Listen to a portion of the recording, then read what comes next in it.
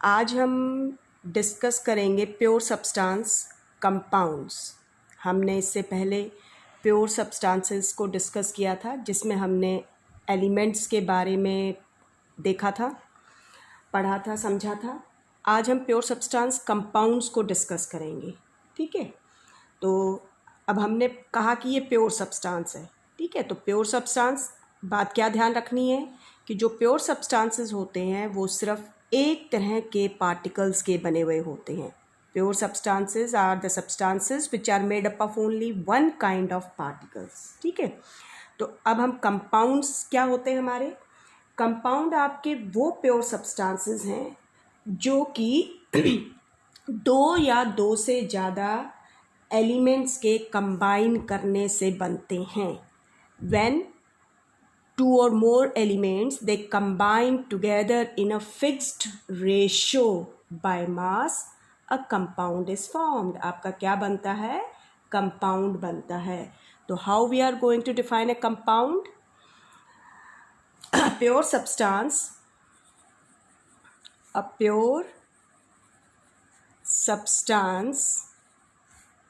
which is a pure substance which is formed by the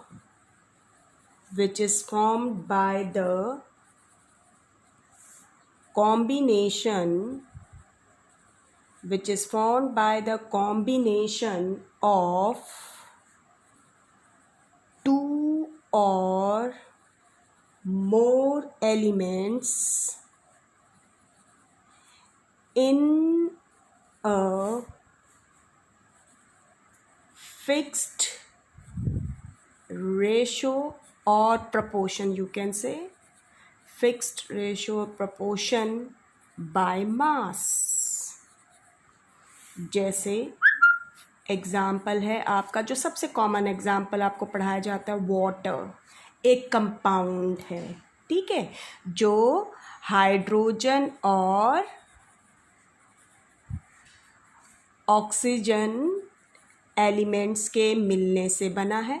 लेकिन क्या है कि हाइड्रोजन और ऑक्सीजन जो हैं उनका वाटर मॉलिक्यूल के अंदर जो रेशियो होएगा मास का वो फिक्स्ड है, वो हमेशा सेम रहेगा। ठीक है, ऐसे ही हम दूसरा कॉमन एग्जांपल लेते हैं जो आप पढ़ते हैं, कार्बन डाइऑक्साइड। तो आप देखेंगे कार्बन डाइऑक्साइड जो है वो आपका कार्बन और ऑक्सीजन एलिमेंट से मिलकर बना है। ठीक है, इसी तरीके से आपने जो कंपाउंड का नाम सुना है ग्लूकोज, जिसे हम आम तौर पे शुगर भी कह देते हैं। तो जो ये होता है ये आपका कार्बन, हाइड्रोजन और ऑक्सीजन, अब आप यहाँ देख रहे हैं यहाँ तीन एलिमेंट्स हैं, उनसे मिलकर बना है। आपने फर्स्ट चैप्टर में एक कंपाउंड का नाम सुना है कॉपर सल्फेट। ठीक है, तो कॉपर सल्फेट जो है आप देखेंगे ये आपका कॉपर, सल्फर और ऑक्सीजन एलिमेंट्स का मिलकर बना है। ठीक है, तो इस तरीके से आप धीरे धीरे बहुत सारे कंपाउंड्स स्टडी करेंगे, उनके बारे में जानेंगे। ठीक है, अब हम देखते हैं कि कंपाउंड्स की कैरेक्टरिस्टिक्स क्या हैं। कैरेक्टरिस्टिक्स ऑफ कंपाउंड, सबसे पहले कि कंपाउंड्स जो हैं वो क्या हैं, they are pure chemical substances. क्या हैं ये आपके? प्योर केमिकल सब्सटेंसेस हैं। क्यों हैं? Why they are pure chemical substances? Because they are made up of only one kind of particles. That is, यहाँ पर लेकिन जो पार्टिकल्स हैं वो क्या हैं? मॉलिक्यूल्स हैं। ठीक है, अब मैंने वर्ड यूज़ किया मॉलिक्यूल्स, थोड़ा सा मैं आपको बता दूं एटम जो है और मॉलिक्यूल में क्या डिफरेंस है। तो ध्यान रखिए, आपका जो मैटर है वो बहुत छोटे छोटे पार्टिकल्स का बना हुआ है, जिन्हें हम एटम्स कहते हैं। आ गई बात समझ में।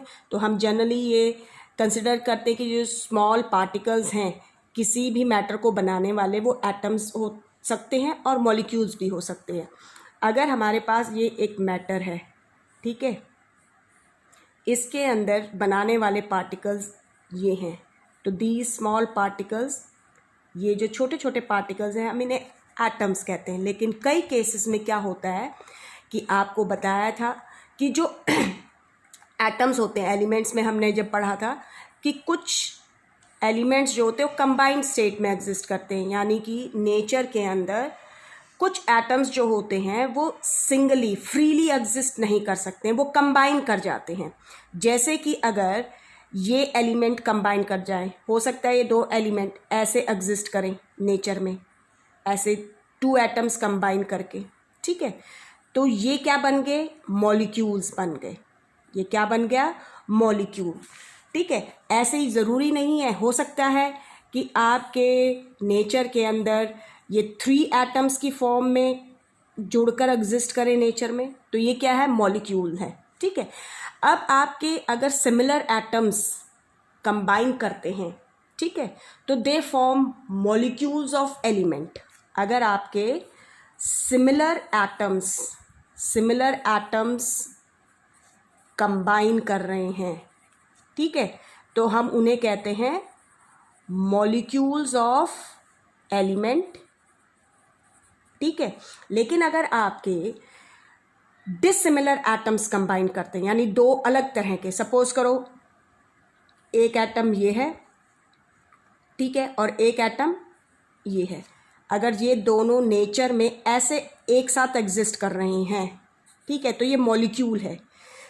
लेकिन it is called a molecule of compound. इसे हम क्या कहेंगे, मॉलिक्यूल ऑफ कंपाउंड, ठीक है, क्योंकि यहाँ पर 2 डिफरेंट एलिमेंट्स के एटम्स कंबाइन कर रहे हैं, ठीक है। जैसे वाटर है, इसमें हाइड्रोजन के एटम और ऑक्सीजन के एटम्स कंबाइन करेंगे। कार्बन डाइऑक्साइड में कार्बन और ऑक्सीजन के एटम्स कंबाइन करेंगे। ग्लूकोज में कार्बन, हाइड्रोजन और ऑक्सीजन के एटम्स कंबाइन करेंगे, ठीक है। तो जो आपकी पहली कैरेक्टरिस्टिक है वो ये है कि जो कंपाउंड्स होते हैं वो प्योर केमिकल सब्सटेंसेस हैं, because they are made up of only one kind of particles. तो हम जब जैसे कहते हैं कि वाटर, तो जो आपका वाटर है it is made up of water molecules. जो किस चीज़ का बना हुआ है, वाटर मॉलिक्यूल्स का बना हुआ है। और वाटर मॉलिक्यूल कैसे बना हुआ है, हाइड्रोजन एटम और ऑक्सीजन एटम के जुड़ने से बना हुआ है। आ गई बात समझ में। नेक्स्ट प्रॉपर्टी जो है वो ये है कि जो आपके कंपाउंड्स होते हैं, ठीक है, कंपाउंड्स जो होते हैं they are homogeneous in nature, are homogeneous in nature. Homogeneous in nature का मतलब क्या है, they have same property, they have same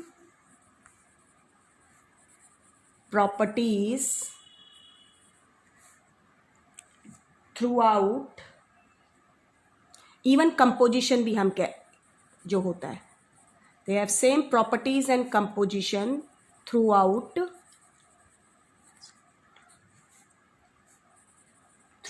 the mass.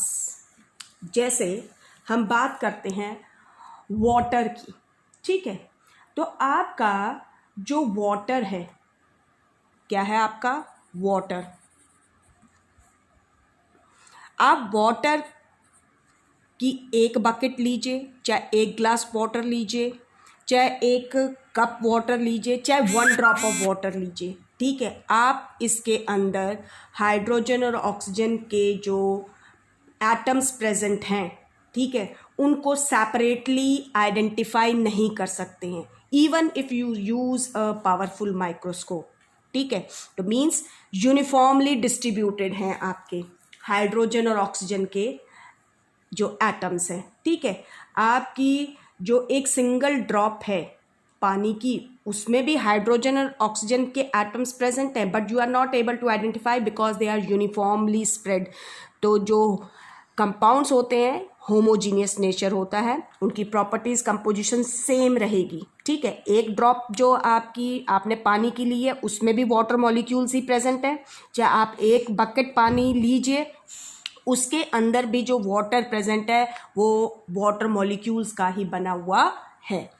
Third property हम जब डिस्कस करते हैं करैक्टरिस्टिक जो है कंपाउंड्स की, वो ये है कि जो कंपाउंड्स होते हैं they have fixed composition, have fixed composition. उनके जो कंपोजिशन होते हैं कंपाउंड्स के वो फिक्स्ड होते हैं, मीन्स देयर कॉन्स्टिट्यूएंट्स, जो कॉन्स्टिट्यूएंट्स होते हैं they are present in a fixed ratio by mass. जो कॉन्स्टिट्यूएंट्स हैं the constituents are present in a fixed ratio by mass. Constituents means जो कंपाउंड को बनाने वाले उसके एटम्स हैं, जैसे हम वाटर जो है it is made up of hydrogen and oxygen atom, ठीक है। हाइड्रोजन और ऑक्सीजन एटम का बना हुआ है कौन? जो आपका वाटर है, ठीक है। लेकिन ये हाइड्रोजन और ऑक्सीजन जो है आपके जब वाटर बनाएंगे तो they combined in a fixed ratio by mass, ये फिक्स्ड रेशियो में कंबाइन करेंगे बाय मास हाइड्रोजन और ऑक्सीजन जो है, ठीक है। तो हम जब वाटर, आपको पता होगा जब हम वाटर लिखते हैं तो इसका फॉर्मूला हम लिखते हैं H2O, ठीक है। Means two hydrogen atoms they combine with one oxygen atom to form a one molecule of water. Two hydrogen atoms combine with one oxygen atom to form a molecule of water। आपका molecule जो बना वो कैसे बना? Water के अंदर hydrogen और oxygen के कंबाइन करने से। लेकिन when they are combined in a fixed ratio by mass। जो हाइड्रोजन होता है, ठीक है, जो आपका वाटर मॉलिक्यूल है इसके अंदर जो हाइड्रोजन है इसका जो मास है, एक हाइड्रोजन एटम का मास होता है 1U, ठीक है। तो हमारे पास यहाँ कितने एटम्स हैं हाइड्रोजन के? 2, तो इनका मास कितना हो गया? 2U। ऑक्सीजन का जो एक एटम है उसका मास होता है 16U, ठीक है। तो अगर आप इन दोनों एटम्स जो ये कंबाइन कर रहे हैं वाटर में, हाइड्रोजन और ऑक्सीजन, जब आप इनकी मास का रेशो निकालेंगे तो आप देखेंगे H2O में क्या आएगा? 2:16 मीन्स 1:8। तो आपके जो वाटर मॉलिक्यूल है उसमें हाइड्रोजन और ऑक्सीजन एटम्स जो कंबाइन करते हैं उनकी रेशो बाय मास क्या है? 1:8। इसी तरीके से आप एक और एग्जांपल देखिए, हम लेते हैं, सपोज कीजिए हमारे पास है अमोनिया, ठीक है। अमोनिया होता है NH3 ammonia. It is formed by the combination of nitrogen atom and hydrogen atom, ठीक है। One nitrogen atom combines with one nitrogen atom जो है आपका, एक नाइट्रोजन एटम कंबाइन कर रहा है 3 हाइड्रोजन एटम्स के साथ, तब आपका क्या बनता है? 1 मॉलिक्यूल ऑफ अमोनिया, एक मॉलिक्यूल अमोनिया का बनेगा। मीन्स, और रेशो जब हम निकालेंगे बाय मास तो नाइट्रोजन जो होता है इसका जो मास होता है और हाइड्रोजन का mass that is present in a fixed ratio, ठीक है। नाइट्रोजन जो एटम है उसका एटॉमिक मास जो होता है वो कितना होता है? नाइट्रोजन एटॉमिक मास 14U होता है, और जो हाइड्रोजन है अभी आपको बताया उसका नाइट्रोजन का एटॉमिक मास 14U है, हाइड्रोजन का जो एटॉमिक मास होता है वो 1U होता है। ठीक है, अब इसके अंदर कितने एटम्स हैं नाइट्रोजन के, तो 14U मास और 3 हाइड्रोजन एटम का 3U, तो रेशो क्या हो गई 14:3 बाय मास है ये। आ गई बात समझ में। तो जो कंपाउंड्स होते हैं उनके अंदर क्या है, जो एलिमेंट्स प्रेजेंट हैं, जो उसको बनाने वाले कॉन्स्टिट्यूएंट एटम्स हैं, they are present in a fixed composition और a fixed ratio by mass. आ गई बात समझ में। नेक्स्ट प्रॉपर्टी जो है आपकी, दैट इज जो आपकी नेक्स्ट प्रॉपर्टी है वो ये है कि जो कंपाउंड्स होते हैं they can be broken, they can be broken down into simpler, they can be broken down into simpler substances by chemical methods। हम chemical methods से, not by physical method, physical processes से हम कोई भी compound है उसको उसके constituent के अंदर ब्रेक डाउन नहीं कर सकते हैं। जैसे हम ऊपर अमोनिया डिस्कस कर रहे थे, तो फिजिकल प्रोसेसेस से हम अमोनिया के जो कॉन्स्टिट्यूएंट है यानी नाइट्रोजन और हाइड्रोजन को सेपरेट नहीं कर सकते, लेकिन by chemical methods we can do. ठीक है, तो कंपाउंड्स क्या है, हम उसको उसके कॉन्स्टिट्यूएंट्स में ब्रेक डाउन कर सकते हैं। ठीक है, bye chemical methods, chemical methods के थ्रू, जैसे हम वाटर की ही बात कर रहे हैं। ठीक है, तो आपका जो वाटर होता है, वाटर के अंदर आपके hydrogen and oxygen, hydrogen and oxygen cannot be separated by physical processes। जो भी फिजिकल प्रोसेसेस हैं, जैसे फॉर एग्जांपल बॉइलिंग है, तो हम सेपरेट नहीं कर सकते, लेकिन बाय केमिकल मेथड, जो केमिकल मेथड है जैसे कि इलेक्ट्रोलिसिस। ठीक है, आपका केमिकल मेथड इलेक्ट्रोलिसिस से आप जो हाइड्रोजन और ऑक्सीजन जो हैं वाटर के अंदर प्रेजेंट है उनको सेपरेट कर सकते हैं।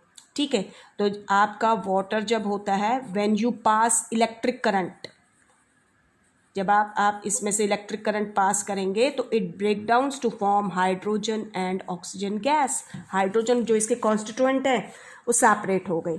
ठीक है, नेक्स्ट प्रॉपर्टी जो है वो है कंपाउंड्स की, कि कंपाउंड जो होते हैं उनकी जो प्रॉपर्टीज होती हैं they are different from its constituents. Properties of compounds are different from its constituents। जो उसको बनाने वाले एलिमेंट्स हैं उसके कॉन्स्टिट्यूएंट कहलाएंगे। तो जो कंपाउंड बनता है उसकी प्रॉपर्टी उसके कॉन्स्टिट्यूएंट से बिल्कुल अलग होती है। फॉर एग्जांपल हम वाटर को ही ले रहे हैं, वाटर हाइड्रोजन और ऑक्सीजन से बना है, हमें पता है। अगर आप देखेंगे प्रॉपर्टीज़ तो हाइड्रोजन जो है गैस है, ऑक्सीजन गैस है, लेकिन वाटर को आप देखेंगे लिक्विड स्टेट में है। ठीक है, वहीं पर आप देखेंगे हाइड्रोजन जो होती है इट बर्न्स, ये आपकी एक इनफ्लामेबल गैस है विच कैचेस फायर। वहीं पर जब हम ऑक्सीजन गैस की बात करते हैं तो सपोर्ट्स कंबशन, यानी कि जलने में मदद करती है ये। और वहीं हम जब वाटर की बात करते हैं तो जो वाटर होता है आपका it extinguishes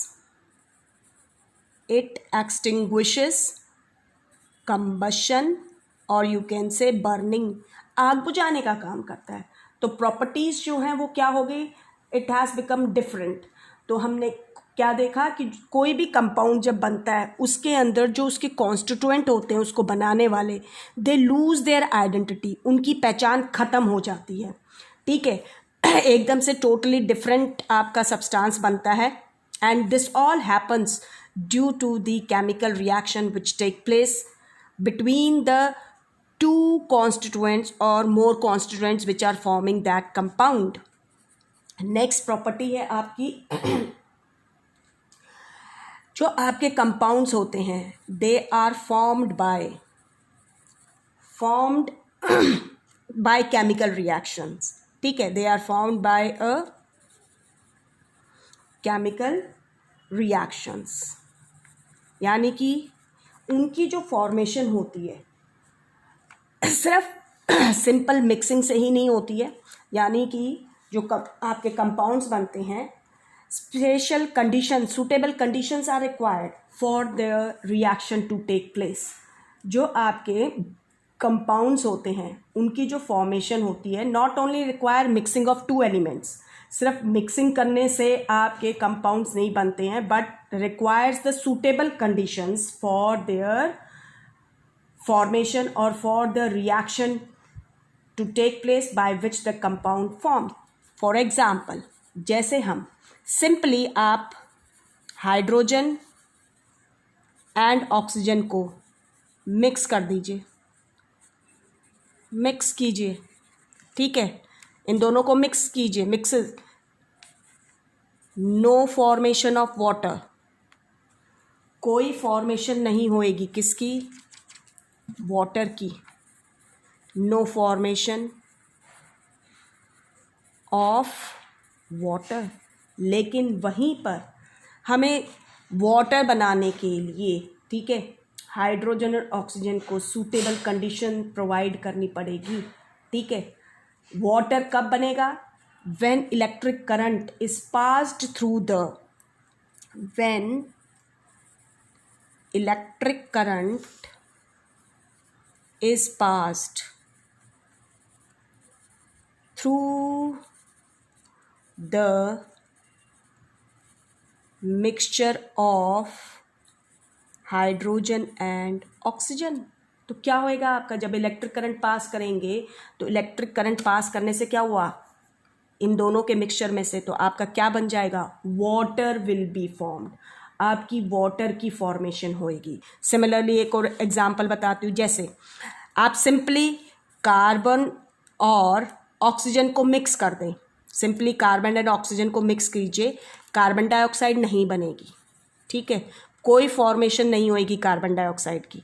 suitable condition is required, that is carbon and oxygen they will react to form carbon dioxide only when you burn. जैसे आप बर्न कीजिए, burn Coke, again Coke a form of carbon, carbon की एक form है, a form of carbon, यानी ये carbon का एक तरह का एलोट्रॉप ही है. When you burn Coke in air, air में आप कोक को बर्न कीजिए, यानी कोक कार्बन हो गया, ठीक है, एयर मीन्स ऑक्सीजन की प्रेजेंस में आप इसे बर्न कीजिए, ठीक है, बर्निंग होएगी, only then carbon dioxide will be formed. तो हमने क्या देखा, केमिकल रिएक्शंस के थ्रू आपके क्या बनते हैं, कंपाउंड्स बनते हैं. ठीक है, तो आपने पीछे जब केमिकल चेंजेस पढ़े थे वहाँ पर बताया भी था कि जर्नली आपके केमिकल रिएक्शन, केमिकल चेंजेस हमें कैसे पता चलता है, जिस प्रोसेस से आपके जो केमिकल चेंजेस होते हैं उनको हम केमिकल रिएक्शंस कहते हैं, जिससे नए सब्सटेंसेस बनते हैं. ठीक है, तो आप वहाँ पर बताया गया था कि कंपाउंड्स बनते हैं. ठीक है, और फिजिकल चेंजेस से मिक्सचर, सिंपली अगर आप मिक्स कर रहे हैं किन्हीं दो एलिमेंट्स को तो आपका सिर्फ मिक्सचर तैयार होता है. ठीक है, कंपाउंड प्रिपेयर नहीं होएगा. नेक्स्ट प्रॉपर्टी जो आपने ध्यान रखनी है कि फॉर्मेशन ऑफ कंपाउंड जो होती है इट इज आइदर एक्सोथर्मिक और एंडोथर्मिक. फॉर्मेशन ऑफ कंपाउंड्स, जो कंपाउंड्स की फॉर्मेशन होती है वो क्या है, इज आइदर एक्सोथर्मिक और एंडोथर्मिक. इट मीन्स कि जब आपके कंपाउंड्स बनते हैं तो एनर्जी जो होती है इट इज़ आइदर अब्जॉर्ब्ड और रिलीज्ड, ठीक है। तो एक्सोथर्मिक में तो क्या होएगा, जो एनर्जी है विल बी रिलीज्ड। जैसे कि हम जब कोक को बर्न करते हैं एयर में, क्योंकि कोक आपका एक फ्यूल का काम करता है, तो ऑक्सीजन तो कार्बन डाइऑक्साइड भी बनेगी प्लस हीट भी प्रोड्यूस होती है, ठीक है। तो एनर्जी प्रोड्यूस्ड हो रही है, तो ये एक एक्सोथर्मिक रिएक्शन हो गई, ठीक है। वहीं पर हमने जब वाटर की फॉर्मेशन देखी थी तो हमने क्या देखा था कि वाटर को बनने के लिए जब हाइड्रोजन और ऑक्सीजन को हम क्या कर रहे हैं, इलेक्ट्रिक करंट पास कर रहे हैं, तब आपकी क्या हो रही है, इलेक्ट्रिकल एनर्जी अब्जॉर्ब्ड हो रही है। तो वो आपका क्या होएगा, एंडोथर्मिक। एनर्जी जो है वो क्या होएगी, एनर्जी रिलीज्ड होती है, इसमें एनर्जी अब्जॉर्ब्ड होती है, ठीक है। यहाँ एक्सोथर्मिक में प्रोड्यूस होएगी, इसमें अब्जॉर्ब्ड यूज्ड होएगी फॉर द फॉर्मेशन, ठीक है। तो हमने देखा ना, कार्बन डाइऑक्साइड में तो हीट एनर्जी रिलीज हो रही है जब वो बन रहा है, और वहीं पर अब्जॉर्ब हो रही है। तो कार्बन डाइऑक्साइड वाली रिएक्शन जो है वो क्या हो गई, एक्सोथर्मिक हो गई। वाटर फॉर्मेशन वाली क्या हो गई, जहाँ एनर्जी अब्जॉर्ब्ड हो रही है, ठीक है, वो क्या हो जाएगी, आपकी एंडोथर्मिक हो जाएगी। तो ये नेक्स्ट प्रॉपर्टी है आपकी। जो आपके कंपाउंड्स होते हैं they have a definite molecular formula. Compounds जो होते हैं, क्या होता है, कोई भी कंपाउंड है, it has a definite molecular formula. उसका जो फार्मूला है वो डेफिनेट होएगा। जैसे वाटर हम ले रहे हैं, तो वाटर का जो मॉलिक्यूलर फार्मूला है दैट इज H2O, ठीक है। आप ये नहीं कि हाइड्रोजन और ऑक्सीजन कंबाइन कर गए, हमने कंबाइन करवा दिया इलेक्ट्रिक करंट पास करके, नहीं, और आपका वाटर बन जाएगा। आपका H2O2 वाटर नहीं है। अगर आप HO लिख रहे हैं तो ये भी वाटर नहीं है। अगर आप HO2 लिख रहे हैं that is also not the formula for water. Similarly जब हम कार्बन डाइऑक्साइड लिखेंगे, ठीक है, कार्बन डाइऑक्साइड, तो कार्बन डाइऑक्साइड जो है वो आपकी CO2 है, ये नहीं है C2O, no, it is not the formula for carbon dioxide. आगे बात समझ में। ऐसे ही अगर आप लिख रहे हैं अमोनिया, ठीक है, हम अमोनिया की बात करते हैं, तो अमोनिया NH3 है, आप इसको N3H ऐसे नहीं लिख सकते, NH ऐसे नहीं लिख सकते। आगे बात समझ में। तो जो आपके कंपाउंड्स होते हैं they have definite molecular formula. तो these are the characteristics of a compound, ये कंपाउंड की करेक्टरिस्टिक्स हैं। Now we talk about types of compounds. हमने जब फ्लो चार्ट किया था तो हमने देखा था हमारे जो कंपाउंड्स होते हैं on the basis of origin, on the basis of origin के बेसिस पे अगर आप लोग देखेंगे तो हमारे कंपाउंड्स दो तरह के होते हैं। एक होते हैं इनऑर्गेनिक कंपाउंड्स, ठीक है। इनऑर्गेनिक ओरिजिन यानी कहाँ से हमें मिलते हैं, इनका ओरिजिन क्या है, कैसे बनते हैं, कहाँ से प्राप्त होते हैं। तो जो कंपाउंड्स आपको ऑब्टेन्ड होते हैं, compounds obtained from non living sources, जो आपके नॉन लिविंग सोर्सेस से ऑब्टेन्ड होते हैं। नॉन लिविंग सोर्सेस जो हैं आपके वो क्या है, रॉक्स एंड मिनरल्स, ठीक है, वो आपके क्या है, इनऑर्गेनिक कंपाउंड्स होते हैं, ठीक है। जैसे हमारे पास है मार्बल है, ठीक है, इसको हम लाइम स्टोन भी कहते हैं, इसको हम चौक भी कहते हैं, ठीक है। इसका फॉर्मूला होता है CaCO3,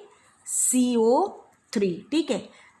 आपका एक इनऑर्गेनिक कंपाउंड है। कॉमन सॉल्ट ले लीजिए, नमक जो आपका है कॉमन सॉल्ट, इसको हम रॉक सॉल्ट भी कह देते हैं, ठीक है। जैसे आपका इसका फॉर्मूला है NaCl, ठीक है, तो ये भी आपका इनऑर्गेनिक है। बेकिंग सोडा खाने में आपकी मम्मियाँ बहुत यूज़ करती हैं, आप लोगों ने देखा होगा, आजकल लॉकडाउन में आप लोग चटपट कुछ ना कुछ बनवाते होंगे, तो बेकिंग सोडा बहुत इस्तेमाल होता है। ये भी आपका एक क्या है, इनऑर्गेनिक है। इसका फॉर्मूला होता है NaHCO3। ऐसे ही आपका वॉशिंग सोडा है, कपड़े धोने में जो इस्तेमाल होता है, देखा होगा, तो वो भी आपका क्या है, एक इनऑर्गेनिक कंपाउंड है। ठीक है, दूसरे जो होते हैं ओरिजिन के बेसिस पे, वो हैं आपके ऑर्गेनिक कंपाउंड्स। कौन से कंपाउंड्स? Organic compounds. ये वो कंपाउंड्स हैं जो आपके ऑब्टेन्ड होते हैं from living beings. Compounds obtained from living beings, जो लिविंग बीइंग से obtained होते हैं, जैसे कि आपके प्रोटीन्स हैं, कार्बोहाइड्रेट्स हैं, उन्हें हम प्रोटीन्स हैं, कार्बोहाइड्रेट्स हैं जैसे, तो ये आपके ऑर्गेनिक कंपाउंड्स हैं। ठीक है, तो पहले ये माना जाता था कि सिर्फ लिविंग बीइंग से ही ऑब्टेन्ड होते हैं जो आपके ऑर्गेनिक कंपाउंड्स हैं, लेकिन आप ऐसा मत समझिए, हम इन्हें बना भी सकते हैं। ऑर्गेनिक कंपाउंड्स आपके बनते भी हैं, और जो सबसे पहला ऑर्गेनिक कंपाउंड बनाया गया था दैट इज़ यूरिया, वो आपका यूरिया था, ये ध्यान रखिएगा। तो आपका वैसे ऑर्गेनिक कंपाउंड्स हैं क्या कि जनरली हमारा जो एक एलिमेंट है कार्बन, कार्बन जो एक एलिमेंट है, it can form a large number of compounds. ये बहुत सारे कंपाउंड्स बना सकता है। It can form a compounds, large number of compounds with hydrogen, hydrogen के साथ, एंड अदर एलिमेंट्स, और जो दूसरे एलिमेंट्स हैं जैसे नाइट्रोजन है, ऑक्सीजन है। समझ में आ गई बात? तो जो कार्बन ये जो लार्ज कंपाउंड्स बनाता है, इन्हें हम ऑर्गेनिक कंपाउंड्स कहते हैं। इन्हें हम ऑर्गेनिक कंपाउंड्स कहते हैं। एग्जाम्पल्स देखिए ऑर्गेनिक कंपाउंड्स के, जैसे जो सबसे पहले आपने ऑर्गेनिक कंपाउंड सुना होगा, मीथेन है, CH4। ध्यान रखें, कार्बन इतने ज़्यादा कंपाउंड्स बनाता है हाइड्रोजन के साथ और कुछ दूसरे एलिमेंट्स के साथ, जो आपके हम ऑर्गेनिक कंपाउंड्स कहते हैं, उन्हें हम ऑर्गेनिक केमिस्ट्री में पढ़ते हैं। ध्यान रखिएगा, ठीक है, ऑर्गेनिक केमिस्ट्री होती है, उसके अंतर्गत पढ़ते हैं। इसके कंपाउंड्स इतने बनते हैं कि जो बाकी एलिमेंट्स जितने कंपाउंड बनाता है उनसे भी कई ज़्यादा ये कंपाउंड्स बनाता है एलिमेंट कार्बन जो है आपका। ठीक है, तो इसलिए हम इसे ऑर्गेनिक केमिस्ट्री में पढ़ते हैं। एग्जाम्पल देखिए, जैसे मिथेन आपने, आपकी शुगर जो है, ग्लूकोज जिसे कहते हैं, C6H12O6 जो है। ठीक है, आपने एसिटिक एसिड सुना होगा जिसे हम विनेगर भी कहते हैं।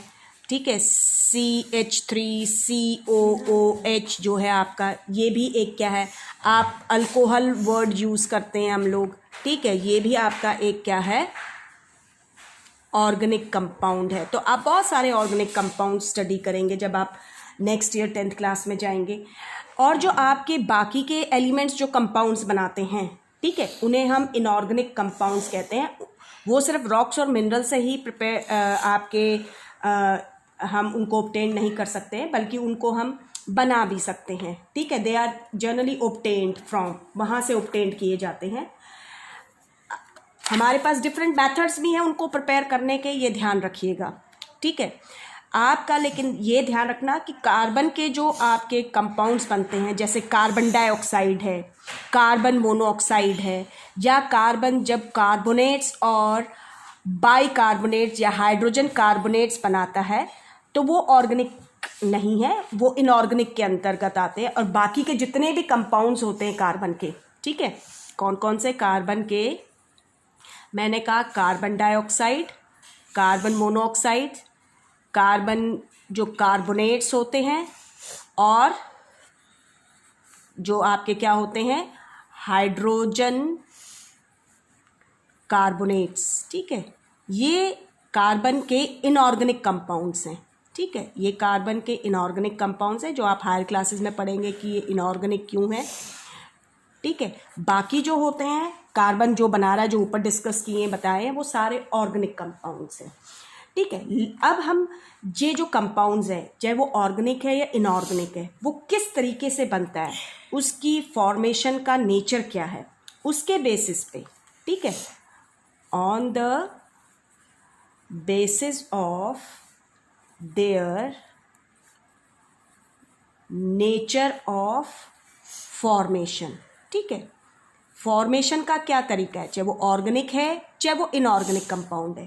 हमारे जो कंपाउंड्स होते हैं हम उनको दो तरीके से कह सकते हैं। एक होते हैं आयोनिक कंपाउंड्स, ठीक है, जो आपको धीरे धीरे जब हम नेक्स्ट चैप्टर्स केमिस्ट्री के पढ़ेंगे वहाँ पर तो आपको क्लियर होएगा, वहाँ हम देखेंगे आयनिक कंपाउंड्स होते हैं। और दूसरे जो होते हैं वो आपके होते हैं कोवलेंट कंपाउंड्स कहलाते हैं, ठीक है। आयनिक कंपाउंड्स जो होते हैं they are formed by due to they are formed by the transfer of electrons, ठीक है। तो आयनिक कंपाउंड्स कैसे बनते हैं, the compounds that are formed due to transfer of electron. ये अब आप आगे सीखेंगे कि कैसे इलेक्ट्रॉन ट्रांसफ़र होते हैं, ठीक है। या सिंपल आपको बता देती हूँ, when metals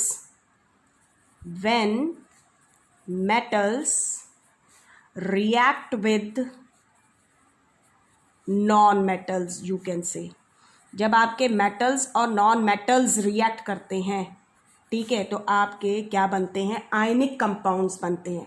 जैसे मैं एग्जांपल ले रही हूँ सोडियम क्लोराइड, ठीक है, NaCl जिसे कहते हैं, सोडियम हाइड्रो ऑक्साइड NaOH है जैसे, सोडियम कार्बोनेट है जैसे, ठीक है, पोटेशियम नाइट्रेट है जैसे, ठीक है, आपका पोटेशियम क्लोराइड है जैसे, ठीक है। तो ये आपके क्या है, मेटल, यहाँ पर देखें सोडियम क्लोराइड मेटल और नॉन मेटल, ठीक है। तो ये आगे आपके नेक्स्ट चैप्टर्स में आएगा तो वहाँ आप और समझ पाएंगे इन्हें। तो ये आपके क्या है, आयनिक कंपाउंड्स हैं। और आपके कोवलेंट कंपाउंड्स जो होते हैं दैट आर फॉर्म्ड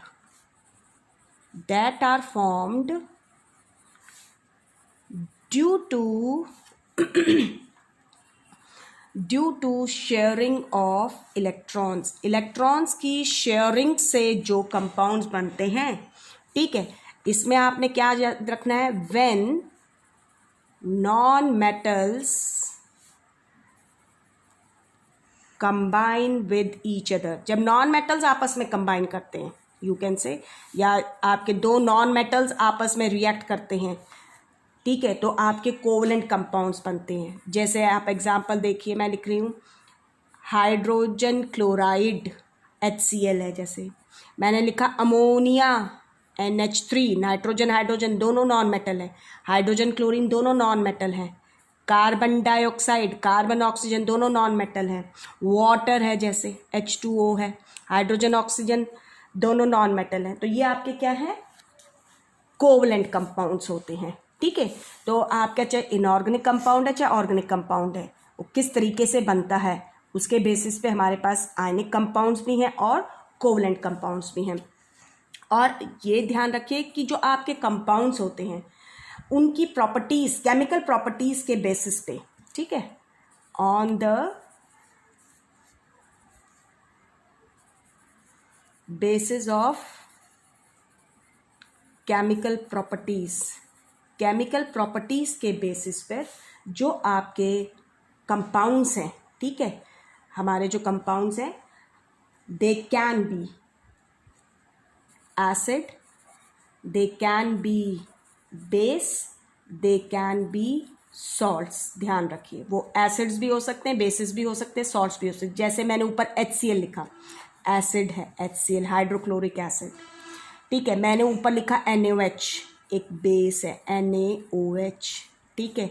मैंने लिखा NaCl, ये एक सॉल्ट है सोडियम क्लोराइड। आ गई बात समझ में। ऐसे ही आपका HNO3 नाइट्रिक एसिड है, H2SO4, ठीक है, आयनिक कंपाउंड्स हैं ये, लेकिन एसिड्स हैं। NaOH है जैसे आपका, पोटेशियम हाइड्रोक्साइड है जैसे KOH है, कैल्शियम हाइड्रोक्साइड है CaOH होल ट्वाइस है जैसे आपका, ठीक है। ये आपके क्या है, बेसिस हैं। आ गई बात समझ में? ऐसे ही आप धीरे धीरे पढ़ते जाएंगे, आपको और एसिड बेसिस मिलते जाएंगे। सॉल्ट्स की जब हम बात करते हैं, जैसे NaCl है, एक सॉल्ट है। आ गई बात समझ में? कैल्शियम कार्बोनेट लिखा मैंने, सॉल्ट है। मैंने लिखा सोडियम सल्फेट, तो ये भी क्या है, एक सॉल्ट है। आ गई बात समझ में? तो इनकी केमिकल प्रॉपर्टीज़ के बेसिस पर हम कंपाउंड्स को एसिड्स भी कह सकते हैं, बेसिस भी कह सकते हैं, और सॉल्ट्स भी क्लासिफाई करते हैं। ये this is all about your compounds, a pure substance. हमने कंपाउंड्स के बारे में जाना, ठीक है। Now you are able to differentiate between a pure substance, elements and compounds. अब आपके दो प्योर सब्सटेंसेस हैं, एलिमेंट्स और कंपाउंड्स।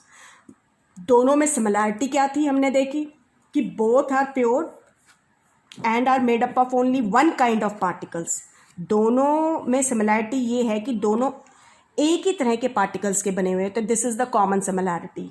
लेकिन still there are some differences. हम डिफरेंसेस देखते हैं।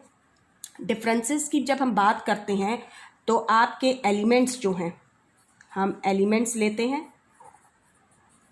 और कंपाउंड्स, ठीक है। इनमें डिफरेंसेस या अंतर क्या क्या है अगर हम देखें तो हमने जो पढ़ा उसके हिसाब से आपके जो एलिमेंट्स होते हैं they are made up of only one kind of atoms, ठीक है। किसके बने होते हैं?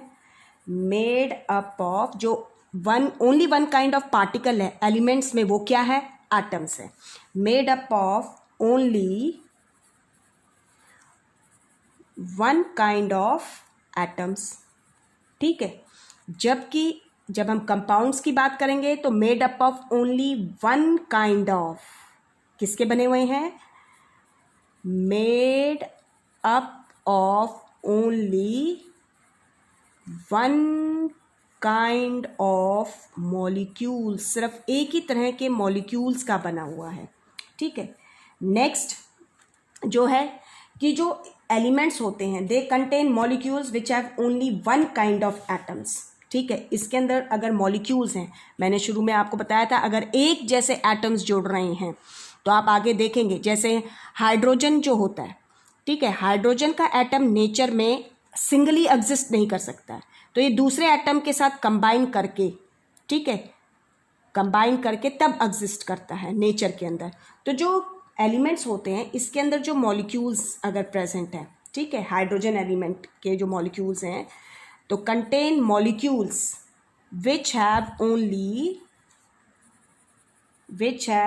Only one kind of atoms, जिसमें सिर्फ एक ही तरह के एटम्स होंगे, ये ध्यान रखिएगा। जबकि कंपाउंड्स के जो मॉलिक्यूल्स होते हैं दे कंटेन टू और more different kinds of atom. जैसे वाटर में हाइड्रोजन और ऑक्सीजन, दो अलग अलग एटम हो गए, ठीक है। अभी हमने ऊपर देखा कैल्शियम कार्बोनेट है, इसमें कैल्शियम, कार्बन और ऑक्सीजन के एटम्स हैं, ठीक है। तो contain molecules which are made up of two or more different kind of atoms, ठीक है। लेकिन ध्यान रखिए इसमें जो एटम्स होंगे they combined in a fixed ratio by mass, वो फिक्स्ड रेशो से कंबाइंड होते हैं, ये ध्यान रखिएगा। नेक्स्ट जो है एलिमेंट्स जो होते हैं cannot be broken down into simpler substances by chemical reactions.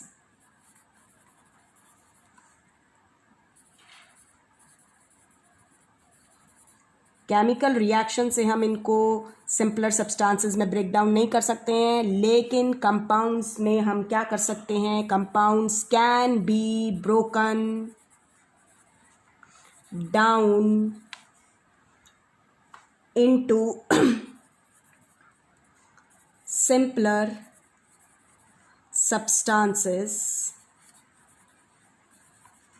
By chemical reactions, ठीक है, केमिकल रिएक्शन से। तो this is all about your pure substances. ये आपके प्योर सब्सटेंसेस के बारे में था। नेक्स्ट टॉपिक जो आपका रहेगा that will be about your impure substances which we called mixtures.